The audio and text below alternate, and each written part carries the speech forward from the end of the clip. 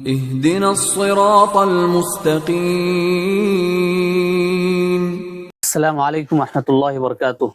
وعلیکم السلام ورحمۃ اللہ وبرکاتہ۔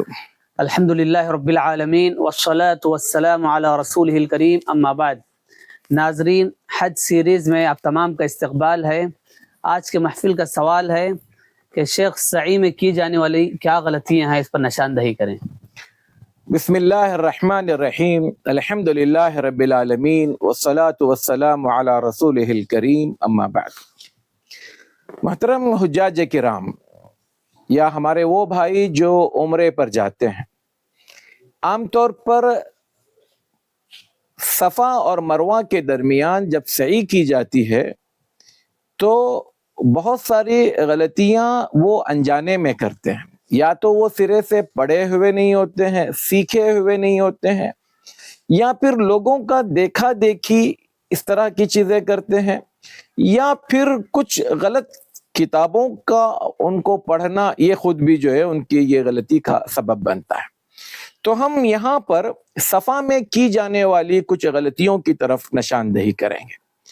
سب سے پہلی چیز، جب صفا پر بندہ پہنچتا ہے تو زبانی نیت کرتا ہے۔ زبانی نیت کہیں پر بھی ثابت نہیں ہے۔ نیت دل کے ارادے کو کہتے ہیں، اور اس دل کے ارادے میں یہ بات شامل ہے کہ آپ عمرے کی سعی کر رہے ہیں یا حج کی سعی کر رہے ہیں، اور یہ کام آپ اللہ کے لیے کر رہے ہیں۔ لیکن بعض لوگ یہ نیت کرتے ہیں، اللہم انی ارید السعی بین الصفا والمروہ 7 اشواط لوجہک الکریم فیسرہ لی وتقبلہ منی۔ اے اللہ، میں صفا اور مروہ کے درمیان میں 7 چکر کی سعی کرنے جا رہا ہوں یا جا رہی ہوں، اور اس سے مقصد تیری رضامندی چاہیے، اور اس کو تو میرے لیے آسان بنا دے اور قبول فرما۔ یہ اللہ کے رسول صلی اللہ علیہ وسلم سے ثابت نہیں ہے، یہ بدعت ہے، لہذا اس سے اجتناب کیا جائے۔ بعض لوگ یہ سمجھتے ہیں کہ صفا اور مروہ کے درمیان میں جو چکر ہے، صفا سے شروع ہو کر صفا پر آنے پر ایک چکر ہوتا ہے، جبکہ صحیح یہ ہے کہ صفا سے مروہ 1 چکر ہے، مروہ سے صفا 2 چکر ہے۔ تو اس طرح سے صفا مروہ کی جو سعی ہے شروع ہوتی ہے صفا سے اور ختم ہوتی ہے مروہ پر۔ اچھا، بعض لوگ صفا مروہ کی سعی کرتے ہوئے جو اجتباء کیا جاتا ہے، یعنی احرام کی چادر کو سیدھے ہاتھ کے بغل سے نکال کر بائیں کندھے پر جو رکھا جاتا ہے، اس کو اجتباء کہتے ہیں۔ یہ اجتباء کی حالت بعض لوگ عمرے کے پورے ٹوٹلی تمام وقت پر رکھے رہتے ہیں، حتیٰ کہ طواف کرنے کے بعد جو 2 رکعت نماز پڑھ رہے ہیں تحیۃ الطواف، اس میں بھی یہ کندھا کھلا رہتا ہے۔ تو گویا یہ ایک غلطی ہے۔ اجتباء جو ثابت ہے وہ صرف اور صرف طواف کے حد تک ہے، طواف سے پہلے بھی نہیں ہونا چاہیے اور طواف کے فوراً بعد بھی نہیں ہونا چاہیے، خاص کر نماز میں تو ہونا ہی نہیں چاہیے۔ اچھا، بعض لوگ صفا اور مروہ کے درمیان پورے مسعی میں سعی کرنے کی جگہ میں بس دوڑتے ہی رہتے ہیں، جبکہ دوڑ کے بارے میں حکم یہ ہے کہ علمین الاخضرین، گرین فریم کی جو لائٹس لگی ہوئی ہے وہاں پر دوڑنا ہے، باقی کے جگہ پر عام رفتار میں چلنا ہے۔ بعض خواتین بھی جو ہے وہ دوڑ لگاتی ہیں، یہ خود بھی غلط ہے۔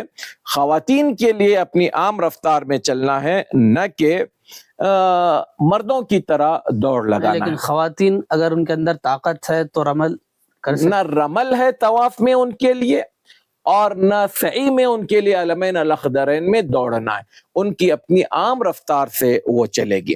اچھا، بعض لوگ یہ سمجھتے ہیں کہ جس طرح سے طواف نفلی کیا جاتا ہے، یعنی صرف طواف کی نیت سے بندہ طواف کر رہا ہے، نہ وہ عمرے کا طواف ہے نہ وہ حج کا طواف ہے، اس کے علاوہ آپ طواف کر سکتے ہیں عام سول ڈریس میں رہتے ہوئے، لیکن سعی کے بعد سکتی ہے۔ اس لیے بعض اوقات آپ دیکھیں گے بعض لوگ سول میں جو ہے عام دنوں میں بھی وہ سعی کرتے ہیں، سعی جو ہے یا تو حج کی ہوگی یا عمرے کی ہوگی۔ تو اس طرح سے عام سعی نفلی نیت کے نام سے جو ہے سعی نہیں کی جائے گی. اور بعض لوگ جو ہے باوجود دوڑ لگانے کی طاقت رکھنے کے، مردوں کی بات ہم کر رہے ہیں، وہ لوگ وہاں پر دوڑ نہیں لگاتے، عام رفتار سے چلتے ہیں. تو اس طرح سے یہ چیزیں طواف میں سعی میں کی جانے والی بعض غلطیاں ہیں، اس سے بچنے کی ضرورت ہے. آخری ایک غلطی جو بہت ہی زیادہ بے ڈھنگی ہے، بلکہ بہت ہی زیادہ حرمت حرم کی پامالی کی سبب بننے والی ہے، وہ ہے جب بندہ صفا اور مروہ کی سعی کرتا ہے اور آخری چکر پر مروہ پر جا کر پہنچتا ہے تو وہاں پر جا کر وہ بال کاٹتا ہے. جی حالانکہ اس کو جا کر ابھی نائی کے پاس، سیلون میں یا حجام کے پاس بال مونڈنا ہے، لیکن یہ غلط تصور پایا جاتا ہے کہ نہیں، کچھ بال مروہ میں کاٹ لیے جائیں اور باقی کی کاروائی باہر جا کر کی جائے. میرے بھائی، جب ہم اپنے گھروں میں کہیں پر بھی بال نہیں کاٹتے، یہ اللہ کا مقدس گھر ہے، اس کے اندر پاکی اور صفائی زیادہ اس کا اہتمام ہونا چاہیے. لہذا کوئی بھی بندہ مروہ کے پاس کھڑے رہ کر بال نہ کاٹے. بعض تو خواتین بھی اپنے بال نکال کر وہاں پر کاٹتی ہے، یہ ان کے حق میں اور زیادہ بھیانک جرم ہے، کیونکہ عام لوگوں کے سامنے انہیں اپنے بال اس طرح سے نہیں نکالنا چاہیے.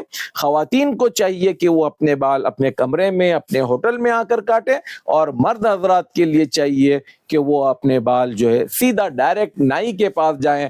اب چاہے وہ مونڈ رہے ہوں، کٹوا رہے ہوں، مشین لگوا رہے ہیں، یہ ایک الگ بات ہے. حرم کے اندر اس طرح کی حرکت کرنے سے گریز کریں. صفا اور مروہ کے درمیان میں جو غلطیاں ہوتی ہیں، ان میں سے ایک غلطی یہ ہے کہ لوگ جب کبھی صفا پر اور مروہ پر جاتے ہیں تب ہر چکر میں ان الصفا والمروہ من شعائر اللہ یہ آیت کو پڑھتے ہیں، جبکہ صحیح یہ ہے کہ اس آیت کو پہلی مرتبہ صفا پر پڑھا جائے اور اس کے بعد ابدأ بما بدأ اللہ بہ کا یہ لفظ استعمال کیا جائے. اس کے علاوہ باقی نہ مروہ پر یہ آیت پڑھی جائے اور نہ دوسرے، تیسرے، چوتھے چکر میں جب صفا پر جب آ رہے ہیں تب صفا پر اس کو پڑھا جائے. تو ایک ہی مرتبہ یہ پڑھنے والی چیز ہے. اور ایک غلطی جو عام طور پر لوگ صفا اور مروہ کے اس کے ساتھ، چکر کے ساتھ جوڑتے ہیں، وہ یہ کہ جس طرح سے طواف کرنے کے بعد تحیۃ الطواف نام کی 2 رکعت نماز پڑھی جاتی ہے، بعض لوگوں کا یہ خیال ہے کہ سعی کرنے کے بعد بھی تحیۃ السعی کے نام سے 2 رکعت نماز پڑھی جاتی ہے. تو یہ غلط ہے. ایسی کوئی نماز سعی کے بعد، یعنی صفا مروہ کی سعی مکمل ہونے کے بعد 2 رکعت پڑھنا ثابت نہیں ہے. تو اس کے بعد کے جو کام ہے وہ بندہ اس کام کی طرف آئے. تو اس طرح سے یہ صفا اور مروہ کے درمیان کی سعی کی کچھ غلطیاں ہیں جو واضح کی گئی. اللہ تعالی ہمیں توفیق دے کہ ہم جو ہے صحیح کام کریں اور غلط کاموں سے اپنے آپ کو بچائیں.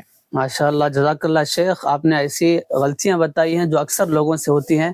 شکراً، بارک اللہ فیک. والسلام علیکم ورحمۃ اللہ وبرکاتہ. وعلیکم السلام ورحمۃ اللہ وبرکاتہ.